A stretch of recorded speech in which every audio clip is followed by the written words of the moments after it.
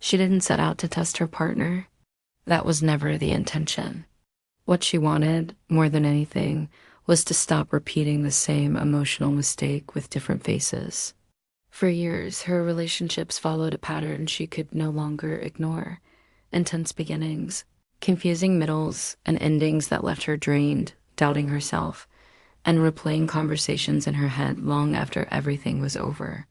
Every time she told herself it was just bad luck, or timing, or her own expectations. Until one day she realized the common denominator wasn't the people she dated. It was how quickly she attached before truly seeing who they were. The 369 rule didn't arrive as a trend or a formula. It emerged as a quiet boundary, born from emotional fatigue. A way to slow down without becoming closed off. A way to observe without becoming cold. The rule itself is simple on the surface. 3 months to observe attraction and respect, 6 months to observe consistency and emotional safety, and 9 months to observe character under pressure. But its real purpose isn't the timeline. It's what the timeline forces you to stop doing. It stops you from rushing intimacy, projecting futures, and confusing potential with reality. In the early stages of a relationship, emotions move faster than truth. Chemistry creates a sense of certainty that feels almost spiritual, as if meeting this person was inevitable. During her past relationships, she often mistook that emotional intensity for alignment. The conversations were deep, the connection felt rare, and the bond seemed immediate, but intensity has a way of blinding perception. When everything feels urgent, nothing gets examined. And that's where the first 3 months matter more than most people realize. The 3-month phase is not about proving love. It's about observing behavior when nothing is yet at stake. At this stage, people are still choosing how to present themselves. They are more attentive, more accommodating, and more eager to be liked. This is precisely why you should not anchor your emotional future here. The question isn't whether the attraction is strong. It's whether respect appears naturally without reminders or negotiations. Does this person listen when you express discomfort, or do they reframe it as sensitivity? Do they honor small boundaries, or do they test them with jokes, guilt, or subtle pressure? In her own experience, she noticed that around the 3rd month, things didn't change dramatically, but they shifted just enough to feel unsettling. Compliments became conditional. Curiosity turned into assumption. When she voiced discomfort, the response wasn't cruelty, but minimization. He didn't yell. He didn't insult her. He simply reframed her feelings as something she needed to work on. And she believed him. That's how many unhealthy dynamics begin not with overt harm, but with quiet self-doubt. The 369 rule doesn't demand confrontation here. It demands attention. You're not there to correct behavior. You are there to register patterns. By the time 6 months arrives, the relationship has entered a different emotional territory. This is no longer the honeymoon. Routine exists. Stress appears. Expectations form. 6 months reveals whether emotional safety is real or just implied. At this stage, consistency becomes more important than charm. Anyone can be attentive when they're excited. Fewer people remain emotionally available when they're tired, stressed, or challenged. She remembers how, at 6 months, she began editing herself. Not consciously at first, it showed up in small ways. She delayed conversations that felt heavy. She softened her needs before expressing them. She chose peace over clarity more often than she admitted. When disagreements arose, the issue was never resolved.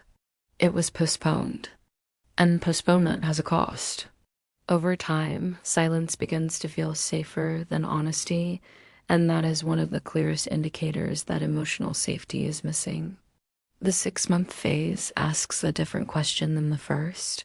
How does this person respond to discomfort? Do they lean in, or do they withdraw? Do they take responsibility for their reactions, or do they shift blame? Are conflicts approached as shared problems or personal threats? A healthy relationship doesn't eliminate tension. It creates a space where tension can exist without fear. If honesty consistently leads to emotional distance, the relationship is teaching you to disappear. This is where many people deepen commitment too quickly. They move in together, intertwine finances, or make long-term plans, hoping stability will create security. But security doesn't come from structure alone. It comes from emotional reliability. The 369 rule asks you to pause at this stage, not escalate, to allow time to confirm what feelings cannot. If consistency is genuine, it won't fade because you chose patience over urgency. 9 months is where reality becomes undeniable. By this point, effort begins to decline, not out of malice, but fatigue. Life interferes, stress accumulates. This is where character emerges, not in grand gestures, but in everyday responses. How does your partner behave when they are disappointed? When they feel criticized? When things don't go their way? Attraction reveals desire. Consistency reveals habits. Pressure reveals values. In her relationship, 9 months didn't bring a dramatic collapse. It brought clarity. She noticed how success made him distant, how vulnerability made him uncomfortable, and how her emotional needs were framed as burdens. She noticed that reassurance was offered selectively, often withdrawn when she needed it most. And most importantly, she noticed how she felt around him. Smaller, quieter, more cautious. The rule didn't force an ending. It removed the illusion that things would improve with time. What makes the 369 rule effective is that it works with the nervous system, not against it. Attachment needs time to stabilize. Trust needs repetition. People cannot sustain performances indefinitely. Time introduces friction, and friction exposes structure. This rule allows reality to speak before commitment silences doubt. It protects you from investing deeply before you've gathered enough information to decide wisely. Applying the rule doesn't mean counting days or emotionally distancing yourself.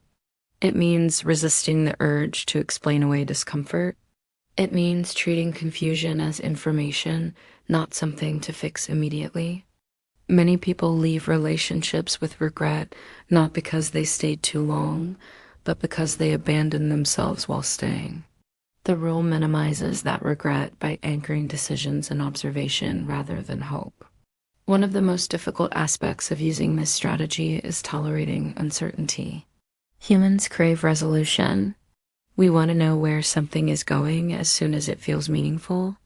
But emotional maturity often requires sitting in the unknown without forcing outcomes. Watching someone reveal themselves without interference. Letting go of the fantasy that effort alone can create alignment. This is especially challenging for those who learned early that love must be earned through understanding, patience, and sacrifice. The 369 rule shifts the focus from being chosen to choosing consciously. Instead of asking whether someone wants you, you begin asking whether the relationship supports your emotional well-being. That shift changes everything. You stop auditioning. You stop negotiating your boundaries. You stop managing another adult's emotions. You observe, you feel, and you decide. When she finally ended that relationship, there was no explosion, no betrayal, no single moment she could point to as justification. There was only clarity. She understood that emotional safety is not something you convince yourself into. It's something you experience consistently. The absence of cruelty does not equal presence of care. And love that requires constant self-monitoring slowly erodes self-trust. Later, when she entered a new relationship, she didn't announce the rule. She didn't explain her strategy. She lived it quietly. She paid attention to how boundaries were received. She noticed whether consistency was natural or demanded. She observed how conflict ended, not how it began. At 3 months, she felt respected without effort. At 6 months, she felt calm instead of vigilant. At 9 months, she felt more like herself, not less. That was the difference. Love didn't feel urgent. It felt stable. If you recognize yourself in this story, you're not broken. Many people were never taught how to evaluate emotional health in relationships. They were taught to endure discomfort and call it commitment. Learning strategies like the 369 rule isn't about becoming detached or cynical. It's about becoming grounded, about choosing relationships that expand your sense of self instead of shrinking it. If you're currently stuck in a confusing or emotionally draining relationship, having structure can bring clarity where emotions create fog. That's why I created a guide specifically for people trying to leave toxic dynamics or rebuild themselves after them. It's designed to help you recognize unhealthy patterns, restore emotional boundaries, and reconnect with your sense of identity. You can download it through the link in the description. The 369 rule won't guarantee perfect love, nothing will, but it gives you something far more valuable: discernment. And when discernment guides your choices, love stops feeling like a gamble and starts feeling like a decision made in self-respect.